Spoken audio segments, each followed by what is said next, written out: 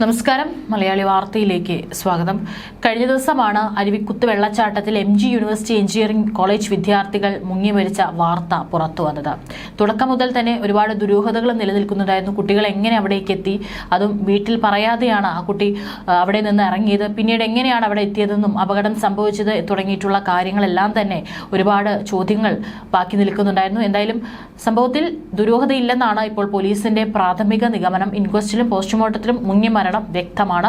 വെള്ളച്ചാട്ടത്തിൽ ഇറങ്ങിയപ്പോൾ കാൽ വഴുതി കയത്തിൽ വീണതാണെന്നാണ് സൂചന. ആദ്യം ഒരാൾ വീണിട്ടുണ്ടാകും.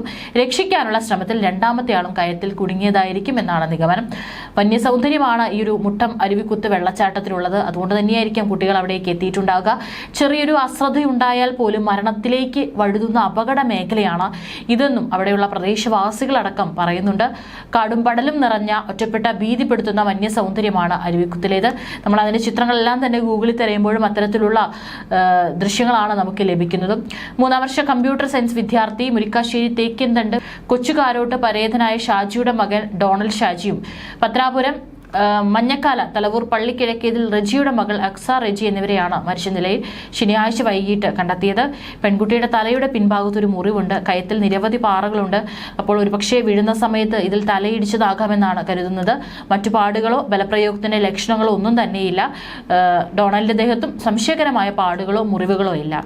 കോളേജിൽ NSS ക്യാമ്പ് തുടങ്ങുകയായിരുന്നു. അതിൽ പങ്കെടുക്കേണ്ട ആളായിരുന്നു ഡൊണാൾഡ്.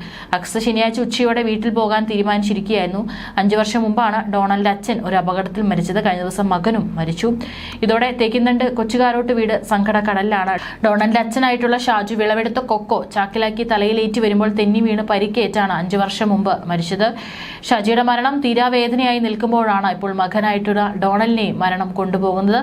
ഈ ഒരു മൃതദേഹം കൊണ്ടുവന്നപ്പോൾ വിങ്ങിപ്പൊട്ടുന്ന അമ്മ ലിസിയെ ആശ്വസിപ്പിക്കാൻ ബന്ധുക്കൾക്കും സാധിച്ചില്ല. ഈ അരുവിക്കുത്ത് സ്ഥലം അധികമൊന്നും ആളുകൾക്ക് അറിയില്ലെങ്കിലും ഒരുപാട് സിനിമകൾ ഈ ഒരു സ്ഥലത്ത് പിടിച്ചിട്ടുണ്ട്. സിനിമകൾക്ക് 1960കളിലെല്ലാം തന്നെ ലൊക്കേഷൻ ആയിട്ടുള്ള സ്ഥലമാണ് അരുവിക്കുത്ത്. മധു അഭിനയിച്ചിട്ടുള്ള സിനിമകൾ, അതുപോലെ തന്നെ വനദേവത, തോക്കുകൾ, കഥ പറയുന്നു തുടങ്ങിയ സിനിമകളെല്ലാം തന്നെ ഇവിടെ ചിത്രീകരിച്ചിട്ടുണ്ട്. 3ാം മൈലിൽ മലങ്കര ഫാക്ടറിയുടെ സമീപമുള്ള വഴിയിലൂടെയാണ് ഈ ഒരു അരുവിക്കുത്തിലേക്കുള്ള പ്രധാന പാത എന്ന് പറയുന്നത്. എന്നാൽ ഇതുകൂടാതെ 3-4 നടപ്പാതകളും ഇങ്ങോട്ടേക്കുണ്ട്.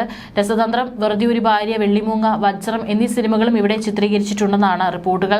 കല്യാണ വീഡിയോ, അതുപോലെ ആൽബം എന്നിവ ചിത്രീകരിക്കാനും ഇവിടെ ആളുകൾ വരാറുണ്ട്.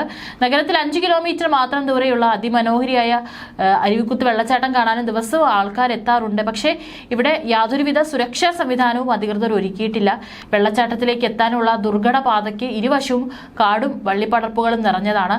ആരെങ്കിലും അപകടത്തിൽപ്പെട്ടാലും വേഗത്തിൽ അവിടെ ശ്രദ്ധ പതിയണമെന്നില്ല. അതുകൊണ്ട് തന്നെയാണ് ഇപ്പോൾ ഡൊണാൾഡിന്റെയും അക്സയുടെയും കാര്യത്തിലും സംഭവിച്ചിരിക്കുന്നത്.